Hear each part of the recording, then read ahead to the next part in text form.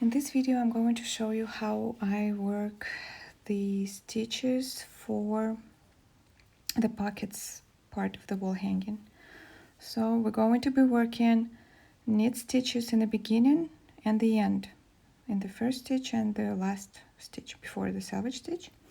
And over here, we're going to be working full stitches, but since the full Tunisian stitch is worked in the between stitches, and it kind of makes the work offset. So we will need to work first. We're going to work in the first stitch and skip last stitch. We don't work full stitch in there. And well, it sounds complicated, but you'll see it, and counting really helps. That's what helped me, counting, so I don't mess it up. In the first stitch, we're going to work a knit stitch. I'll show you how it's done. See, this is our vertical bar. And then if you open it up a little, you can see the other bar right here. So it creates a little opening for you. And that's where we insert, right in the middle of the stitch, we insert our hook, yarn over, pull through. We created our Tunisian knit stitch. The next stitch, we're going to be working the full stitch. Full stitch is worked in between the stitches, like right in here. Like we worked in here, the knit stitch, second stitch right here, and work in under this bar right here.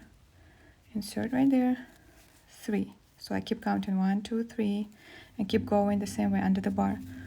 4, 5, 6, 7, 8. I have 8. I have 2 stitches left.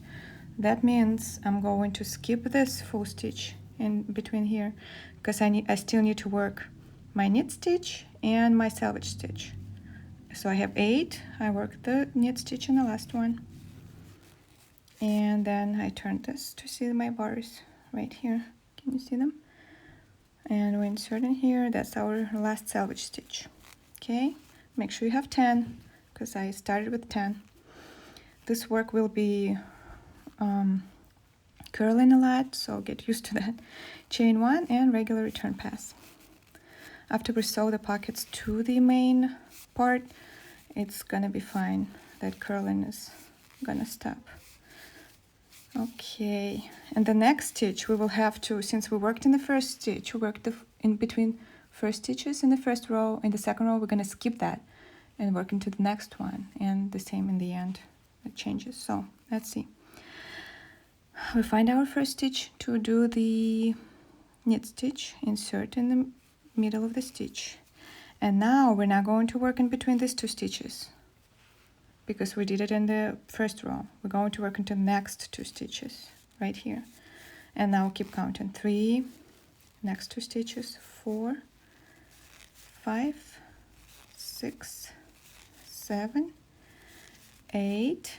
Okay, we have 2 stitches left. That means we work into this knit stitch, the last knit stitch, 9, and the selvage, 10. There you go. So we didn't skip in the end. We worked in between 2 last stitches in the end. The full stitch, we did it. And then again, return pass. So now the third row, since we skipped, after the knit stitch, we skipped the next stitches. We're going to be working the full stitch in the beginning. So again, knit stitch in the beginning, right here, knit stitch in between this. See that stitch? I opened it up, I put it in, there you go. Knit stitch, and now we're going to be working in here. Right here, full stitch, full stitch, full stitch. Okay, we have 6, 7, 8, and we have again 2 left, so we're gonna be skipping this one. We're not gonna work full stitch in between these 2. We're just gonna work the last knit stitch and our selvage stitch. Selvage stitch and the regular return pass. Chain 1 and keep going till the end. You'll be able to see, because if you don't do the difference, if you don't work it alternately like that, then the work is going to be slanted to this side or that side. So you gotta make sure that you skip first and then don't skip first. So, okay, now we're going to work knit stitch, and you can see that it kind of looks like there's no room to insert in here, so that means we're going to be skipping. We're not going to work the full stitch in here, but we're going to work here. 3, 4, 5, full stitch, 6, 7, 8, and we have to work in, because we skipped in here, so we don't skip in here, and we work knit stitch and salvage stitch.